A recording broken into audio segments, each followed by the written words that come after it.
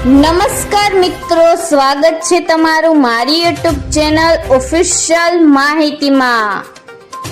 અંબાલાલ પટેલે વરસાદને લઈને ભૂક્કા બોલાવતી આગાહી કરી છે।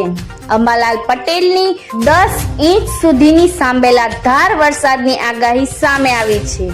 તો આ કયા વિસ્તારમાં ભૂક્કા બોલાવશે, આના વિશેની સંપૂર્ણ માહિતી મેળવવા માટે આ વિડિયોને અંત સુધી જરૂર નિહાળજો અને હજુ સુધી મારી ચેનલને સબસ્ક્રાઇબ ના કરી હોય તો સબસ્ક્રાઇબ કરી લેજો। મિત્રો, આ વર્ષમાં દક્ષિણ પશ્ચિમ ચોમાસું ગુજરાતના દરિયાકાંઠાના દક્ષિણ ભાગોમાં સમયસર પહોંચ્યું હતું, પરંતુ ચોમાસું નવસારીથી આગળ કેટલાક દિવસો સુધી આગળ વધ્યું ન હતું। જોકે ચોમાસું વધુ આગળ વધી રહ્યું છે અને ઉત્તર સરહદ વેરાવદર, ભરૂચ, રાજપીપળા, છોટા ઉદેપુર અને ત્યાંથી મધ્યપ્રદેશ સુધી પહોંચ્યું છે, પરંતુ રાજ્યના મોટા ભાગના વિસ્તારો હજુ ચોમાસાથી દૂર છે। સામાન્ય રીતે ચોમાસું 20મી જૂને અમદાવાદ અને 25મી જૂને રાજકોટ અને 30મી જૂને કચ્છ પહોંચે છે, પરંતુ આ વખતે ચોમાસું મોડું થઈ રહ્યું છે। મિત્રો, સાથે જ તે આ વખતે ચોમાસું 11 જૂને ગુજરાતમાં પ્રવેશ્યું હતું, પરંતુ ત્યાંથી તેની ગતિ ધીમી પડી ગઈ છે। હવે ગુજરાતમાં ચોમાસાના આગમન પહેલા પ્રી મોન્સૂન વરસાદ જોવા મળી રહ્યો છે।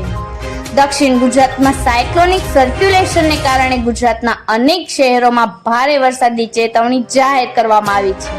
તેમજ હવામાન વિભાગે જણાવ્યા અનુસાર દરિયાના વિસ્તારોમાં પવનની ઝડપ 35 કિલોમીટર પ્રતિ કલાકની રહેશે, જ્યારે આગામી 2 દિવસ માછીમારોને દરિયો ન ખેડવા પણ સૂચના આપવામાં આવી છે।